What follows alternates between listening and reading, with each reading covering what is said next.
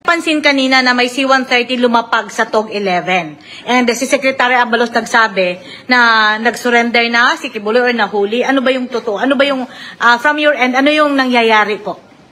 Well, I was informed by the Secretary that Mr. Kibuloy had already surrendered or nahuli na. Hindi ko alam ang details, kaya kung pwede ba, tanongin niya. Sir, may nakita kami na convoy of vehicles from KOGC hangar. Possible ba na nakasakay doon si Kibuloy? Well, of course, medyo, di ba, hindi naman ordinary yun eh. So, most probably, yun ang nangyari siguro. I just don't know. I don't know the details yet. And I don't think I'll be authorized to release that. So, si Secretary, si Secretary Abalos lang ang pwede mag-confirm nitong lahat? Yes, yes. Hindi pa sure, sir, kung saan galing sa compound pa siya?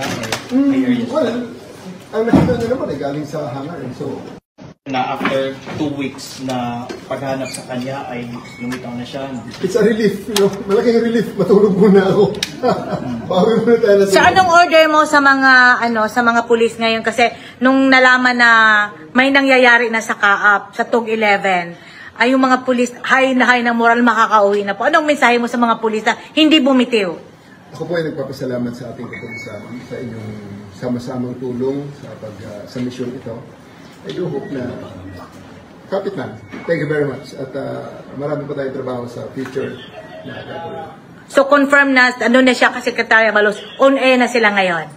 Well, kung yun nga nakita niyong C-130 ang pinagsakyan, well, most probably yun na yun. Kasi kinonfirm na rin ni Secretary Abalos.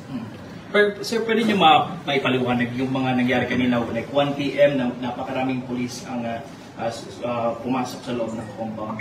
Well, kanina, we have our plans.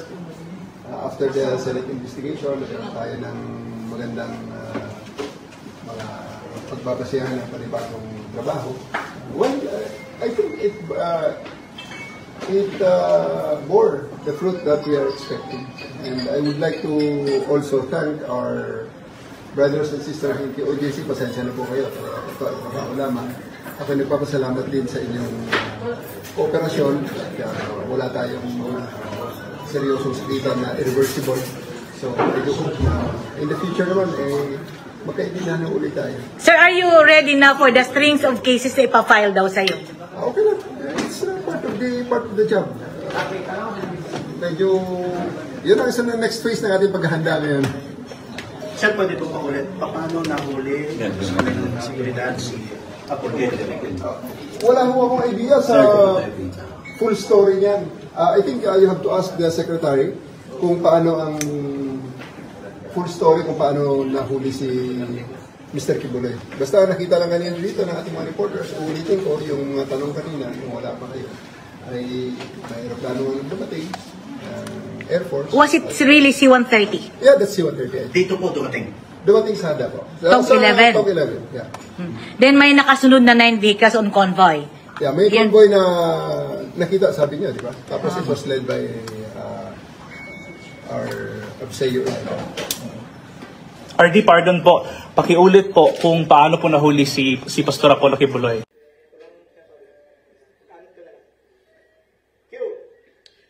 Mga kaibigan, kasama, nandito tayo ngayon sa Camp Katitipan dito sa Davao City. Kasama natin ngayon si Brigadier General Nicolas Torre, ang Regional Director ng PNP Pro 11. Sir, gusto namin makipagkwentuhan sa inyo, ano po ang nangyari itong maghapon na ito at alam niyo po ba yung nangyari ng pagkakahuli or pagkakasuko ni Apollo Kibuloy? Yung pagkahuli ang particulars ng pagkahuli ni Pastor Apollo Kibuloy ay para pakitanong nyo lang sa SILG. Si SILG lang i-interview nyo dahil ang mga details nun ay hindi ko talaga alam. Okay, so pakina lang at independence to, hindi ko talaga alam ang mga details na yun. Pero siya po ay nanggaling mismo dito sa Davao? I think so. I would like to think so. Na dito talaga nanggaling sa Davao dahil pinasundo ng aeroplano. So, and may convoy na pinalabas sa KOJC. Ang pinikwento niyo kanina ay siya ay sinundo ng C-130 with itong... Hindi ko sigurado na sinundo ng C-130. Basta namataan natin ng C-130 na naglanding sa TOG 11 at pagkatapos ay merong utos sa atin na palabasin yung siyam na sasakyan doon sa hangar papunta sa loob ng airport. Pinaguide ng ating Abseyo, yung Aviation Security Group na unit natin, and then dinala sa aeroplano. So RD, ano po masasabi niyo kasi all the while, habang kayo ay busy rito, nandito pa rin talaga. At tama po yung sinasabi niyo, nandito si Apollo Kibuloy. Hindi naman tayo nagduda dun. There's no doubt that he's here. Ang pagtatago nga lang. At napag-aralan natin kaya medyo humaba ang ating paghahanap. Dahil napakalaki nga ng lugar. Kaya napag-aralan din naman natin, natututo rin tayo. At saka ako'y nagpapasalamat din kay Pastor Apollo Kibuloy for the realization na ito na talaga ang tamang gawin. Kundi harapin na lang talaga ang batas. Ano po ang masasabi niyo ngayon sa inyo pong sa tropa na matyagang nagantay, nag-operate for 16 days, nandito sila? Ako'y lubos na nagpapasalamat sa ating mga kababayan. At sa ating, lalong-lalo sa ating kapulisan na nagpakahirap, nagpuhunan ng dugo, pawis, luha at pawis para ma-achieve ang mission na ito. So, maraming salamat sa inyong cooperation. At sagot ko ngayong gabi ang lechon at band. Ano naman po masasabi ninyo, General, sa mga taga-KOGC? Well, ako'y nagpapasalamat din sa ating mga kapatid sa KOJC sa kanilang kooperasyon. At may mga pagbabanghayan siguro, hindi pagkakaintindihan, at may mga engkwentrong mga maliliit lang naman. So, I do hope that this will be the start of the healing. At hindi tayo magkaaway ho. Hindi niyo ako kaaway. I just played my role. Ito po talaga ang ibinigay sa akin na role, ibinigay sa aking trabaho. Kung kaya't ginawa lang ho natin ito in accordance to how we perceive, on how we do it our way. Hello, sir. Ayan po si General. Sir, salamat sir.